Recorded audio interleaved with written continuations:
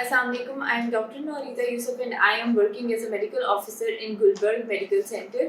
Daily میرے پاس ER میں بہت سے پیشنٹس آتے ہیں مختلف قسم کی بیماریوں کے ساتھ، اور ان میں میجورٹی ان پیشنٹس کی ہوتی ہے جو آلریڈی ٹریٹمنٹ لے کر آئے ہوتے ہیں گھر سے سیلف پرسکرائب، وہ ڈاکٹر کی پرسکرپشن کے اکارڈنگ نہیں ہوتی یا انہیں ڈاکٹر سے کنسلٹ نہیں کیا ہوتا.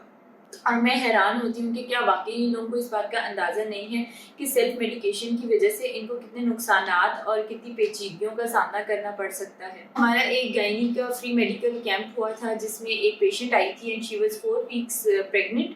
اینڈ جب ہم نے اس کا معائنہ کر لیا تو شی کیجولی ٹولڈ اس کہ 2 weeks پہلے مجھے فلو ہوا تھا جس کے لیے میں نے وبرامائسن لی. اس سے تو بڑے کیجولی ہمیں یہ بات بتا دی، لیکن جیسے ہی ہم نے یہ بات سنی، میں اور میرے ساتھ جو گائنیکالوجسٹ تھیں، ہم نے اتنی حیرت سے ایک دوسرے کو دیکھا کہ کیا واقعی اس کو ریئلائز نہیں ہوا کہ اس نے اپنے ساتھ کیا ہے. ہماری عوام میں سیلف میڈیکیشن کتنی کامن ہے اور ان کو اس چیز کا اندازہ ہی نہیں ہوتا کہ اس کے سائیڈ ایفیکٹس کتنے زیادہ ہیں. دین آئی ریئلائز کہ مجھے اس بارے میں بات کرنی چاہیے. وبرامائسن جسے ہم ڈاکسی سائیکلن کہتے ہیں ایک بہت ہی نوٹوریس اینٹی بایوٹک ہے جسے ہم عام پرسکرائب کرتے بھی نہیں ہیں، اس کو بھی اسپیسیفک ایج گروپس میں پرسکرائب کرتے ہیں انڈر اسپیسیفک سرکمسٹانسز، کیونکہ اس کے یوزلی بھی بہت سے سائیڈ ایفیکٹس ہوتے ہیں. پریگننٹ خواتین میں ڈاکسی سائیکلن بالکل بھی نہیں دی جاتی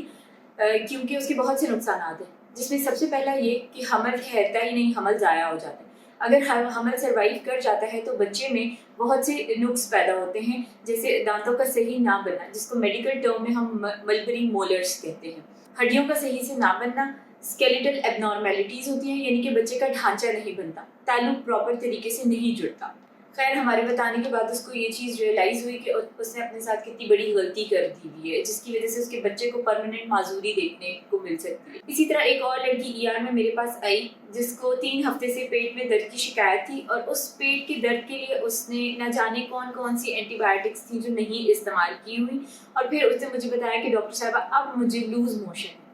اب loose motion is a very common side effect of اینٹی بایوٹکس. اب اگر ان دونوں ایگزامپلس کو دیکھا جائے تو جو پہلی والی پیشنٹ تھیں اگر وہ اپنی بہن کی بتائی ہوئی ڈاکسی سائیکلن نہ لیتی اور کسی گائنیکالوجسٹ کے پاس چلی جاتی تو یقیناً وہ اس کو کوئی پریگنینسی سیف ڈرگ دیتی جو اس پہ افیکٹ بھی کر لیتی اور اس کے ایڈورس افیکٹس بھی نہ ہوتے جس کی وجہ سے اسے پوری زندگی پچھتانا پڑتا. اگر دوسری ایگزامپل دیکھی جائے تو کیا پتہ اس لڑکی کے پیٹ درد کے لیے اس کو اینٹی بایوٹکس کی ضرورت ہی نہ ہوتی. بتانے کا مقصد یہ ہے کہ ہر بیماری کی علامت کی وجہ مختلف ہوتی ہے. ہم جو میڈیسنس پرسکرائب کرتے ہیں وہ according to weight, according to age,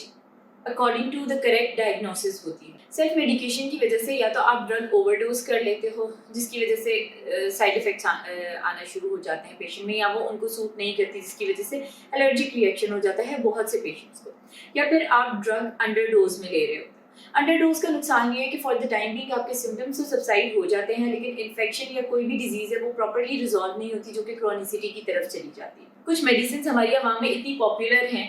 جیسے کہ رائزک، جب مریض ہمارے پاس میدے کی جلن کے ساتھ آتا ہے اور ہم اسے رائزک جو کہ فرسٹ لائن آف ٹریٹمنٹ ہے پرسکرائب کریں تو کہتے ہیں ڈاکٹر صاحبہ یہ تو ہم پہ اثر ہی نہیں کرتی. اور ہماری عوام اس بات پہ تو آمادہ ہی نہیں ہوتی کہ آپ کو وائرل انفیکشنز میں اینٹی بایوٹک کی ضرورت نہیں ہوتی، اور اینٹی بایوٹک اگر دی بھی جائے تو وہ بہت ہی اسپیشل سرکمسٹانسز میں دی جاتی ہے. جب مریض ہمارے پاس ایمرجنسی میں آتے ہیں وہ آلریڈی خود پہ اتنے ایکسپیریمنٹس کر چکے ہوئے ہوتے ہیں کہ جب بات ان کی بس سے باہر ہو جاتی ہے تو تب وہ ڈاکٹر سے رجوع کرتے ہیں، تب وہ کمپلیکیشنز کے ساتھ آتے ہیں